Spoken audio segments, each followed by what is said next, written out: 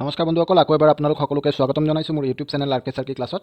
তো আপোনালোক সকলোৱে মোক ৰিকুৱেষ্ট কৰি আছিলে যে এডিআৰিৰ কাৰণে ফাইনেল কাট অফ ভিডিঅ' এটা আনিব লাগে। তো এডিআৰি 2.0 কাৰণে মই ফাইনেল কাট অফ ভিডিঅ' আজি লৈ আহিছোঁ আপোনালোকৰ ৰিকুৱেষ্টত। গ্ৰেড 4ৰ কাৰণে আনিছোঁ। আৰু এই ভিডিঅ'টোত আপোনালোকে একদম জেনেৰেলৰ পৰা আৰম্ভ কৰি গোটেইখিনি যিমান কেটেগৰী আছে, টি ট্ৰাইব হওক বা ফিজিকেলি হেণ্ডিকেপ হওক বা আপোনাৰ এক্স ছাৰ্ভিচমেন, গোটেইখিনি এই ভিডিঅ'টোত পাই যাব। তো ভিডিঅ'টো শেষলৈকে চাব আৰু আপোনালোকে নিজৰ নিজৰ কেটাগৰী ৱাইজ নিজৰ নিজৰ কাট অফটো আপোনালোকে লিখি ল'ব, নোট ডাউন কৰি ল'ব এক্সপেক্টেড কাট অফটো।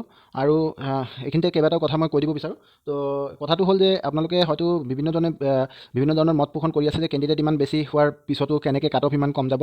তো বহুতো ইউটিউব চেনেল আছে, মেক্সিমাম ইউটিউব চেনেল কাট অফটো এক্সপেক্ট কৰিছে কম যোৱাটোৱে এক্সপেক্ট কৰিছে। আৰু দুই এটা ইউটিউব চেনেলে অলপ বেছিকৈ আগত দেখাইছিল যদিও তেওঁলোকেও চেঞ্জ কৰি, যিহেতু OMR চেক কৰাৰ পিছত ড্ৰাষ্টিকেলি নম্বৰটো কমি গৈছে চবৰে। তো সেইখিনি হোৱাৰ পিছত আৰু তেওঁলোকে নতুনকৈ ফ্ৰেছ কাট অফ ভিডিঅ' আনিছে। তো কথাটো হ'ল যে কেণ্ডিডেট যিমানেই নহওক 34 লাখ কেণ্ডিডেট আছে টোটেল অভাৰঅল। তো সেইটো হ'লেও কেইবাটাও মই এক্সাম্পল দি পেলাই আপোনালোকক বুজাই দিওঁ কেনেকৈ 34 লাখ কেণ্ডিডেট থকাৰ পিছতো কাট অফটো ইমান নাবাঢ়ে। মই কথা এটা কৈ আছোঁ, আপোনালোকে মন কৰিব যে 34 লাখ কেণ্ডিডেট ধৰি লওক, আপোনালোকে গম পাইছে যে 34 লাখ কেণ্ডিডেট আছে টোটেল এডিআৰি 2.0।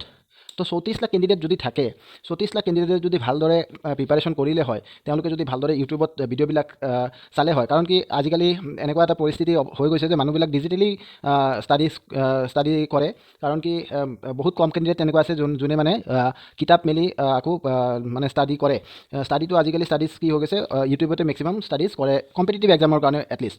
তো আপুনি চাব অসমৰ যিবিলাক এডুকেশ্যন চেনেল আছে, অসমৰ এডুকেশ্যন চেনেলবিলাকৰ মাজত একদম মানে হায়েষ্ট যদি কাৰোবাৰ ছাবস্ক্ৰাইবাৰ আছে, হায়েষ্ট যদি ভিউৱাৰ আছে, তেতিয়াহ'লে সেই যিকেইটা চেনেল আছে সেইসকলৰো ছাবস্ক্ৰাইবাৰ বেছ কিমান হ'ব, মেক্সিমাম 5 to 6 লাখ হ'ব। তো 34 লাখ মানুহে যদি পৰীক্ষা দিছে এইবাৰ, যোৱাবাৰটো দিছিলেই, আৰু সেইবিলাক ইউটিউব চেনেল আজিৰ নহয়। তো সেই যোৱাবাৰৰখিনি বাদ দিলেওতো এইবাৰৰ 34 লাখৰ মাজত যদি 5 লাখ 6 লাখে যদি ইউটিউবত চাই আছিলে, তেন্তে বাকীকেইজনে কি কৰি আছিলে? কথাটো তেনেকুৱা। মানে এইটো এটা মানে একুৰেট হিচাপ নহয়, মই এটা এক্সাম্পল দি আছোঁ যে মানে এটা এছেঞ্চ ইয়াৰ পৰা লওক মোৰ কথাটোৰ পৰা, যে হয় 34 লাখ মানুহে এপ্লাই কৰিছে, কিন্তু 34 লাখে ভালদৰে প্ৰিপাৰেশ্যন কেতিয়াও নকৰে। এইটো হ'ল মানে আমাৰ বিটাৰ ট্ৰুথ। তাৰপিছত আৰু এটা আপোনালোকে চিন্তা কৰি চাব যে বহুতে কৈ আছে যে কাট অফ ইমান কম নাযায়, 110ৰ ওপৰত বহুত কেণ্ডিডেট আছে 110 পোৱা।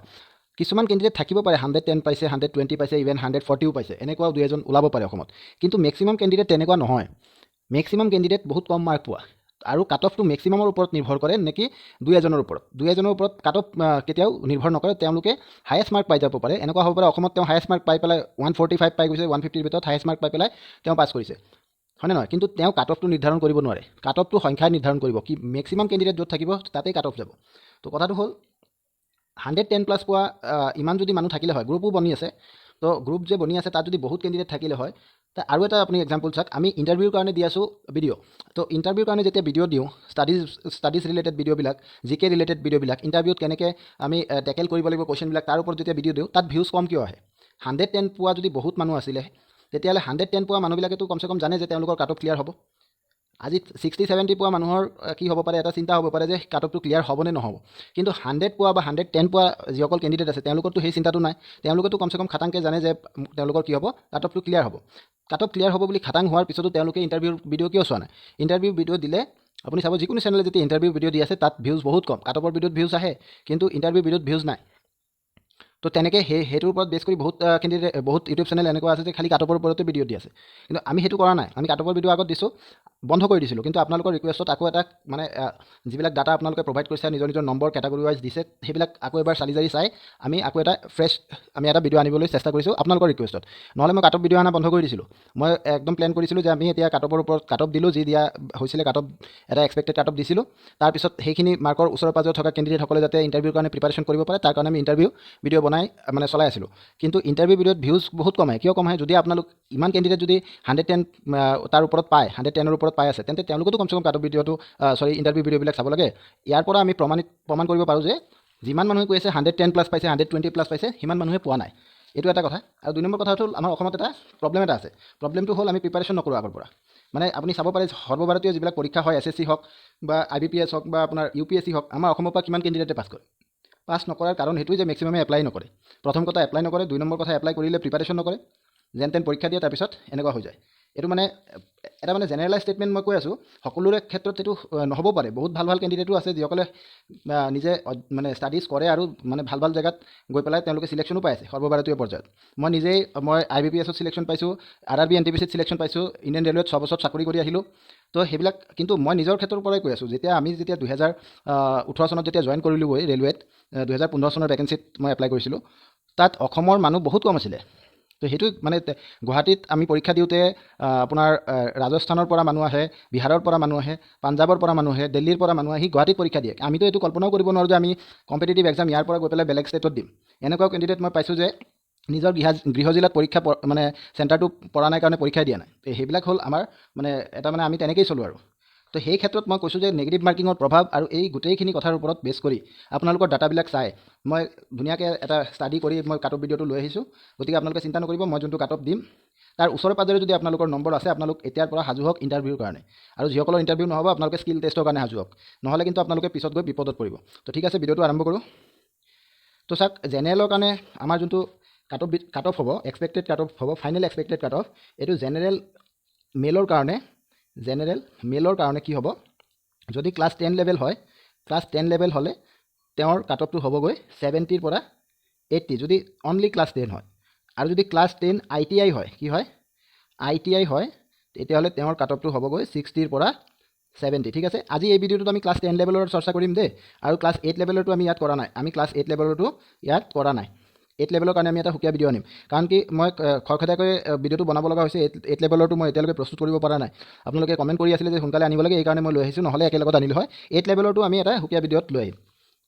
নেক্সট কি আছে, জেনেৰেল ওমেনৰ কাৰণে অনলি ক্লাছ 10 লেভেলৰ 60ৰ পৰা 70 হ'ব।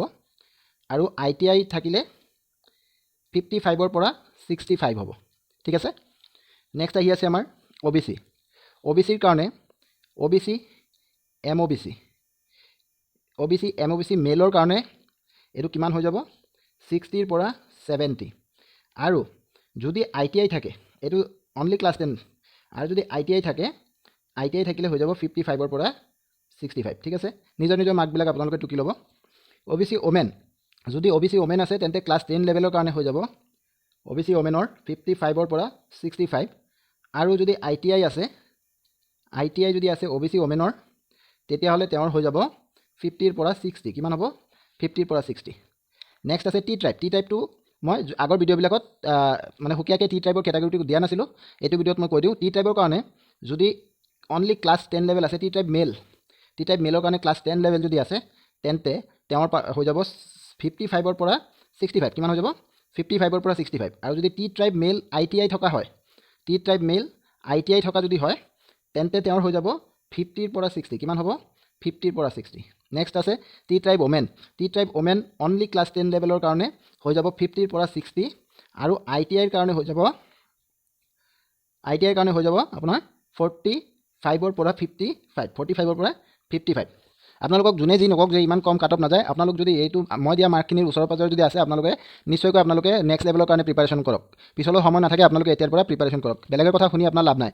যদি আপুনি পাছো নকৰে, আপুনি যদি ফেইলো কৰে, তেন্তেও আপোনাৰ কোনো লছ নহয়। আপুনি প্ৰিপাৰেশ্যনত কেতিয়াও লছ নহয়, প্ৰিপাৰেশ্যন কৰক।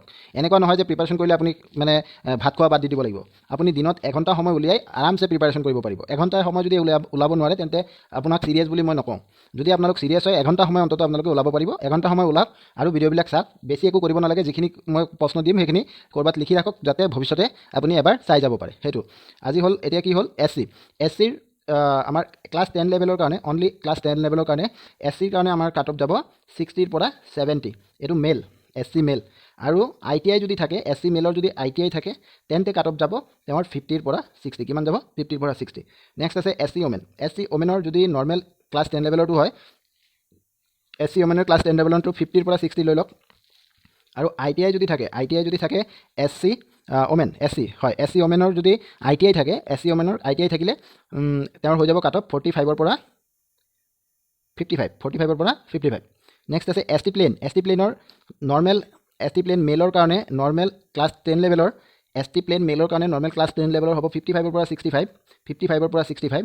আৰু ITI থাকাসকলে কিমান পাব লাগিব, ITI থকা ST প্লেন মেলসকলে কিমান পাব লাগিব, তেওঁলোকে পাব লাগিব 40ৰ পৰা 50। কিমান পাব লাগিব, 40ৰ পৰা 50। নেক্সট আছে S T plain women. S T plain women normally class 10 লেভেলৰ কাৰণে তেওঁলোকে পাব লাগিব 50 পৰা 60। কিমান পাব লাগিব? 50 পৰা 60। 50 পৰা 60।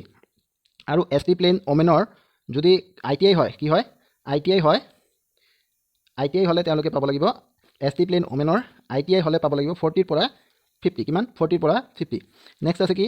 S T hills. S T hills মেলৰ কাৰণে, এছ টি হিল মেলৰ কাৰণে যদি নৰ্মেল ক্লাছ 10 লেভেলটো চাই 50 পৰা 60। আৰু আই টি আই হ'লে 35 পৰা 45। 35 পৰা 45। নেক্সট আছে কি?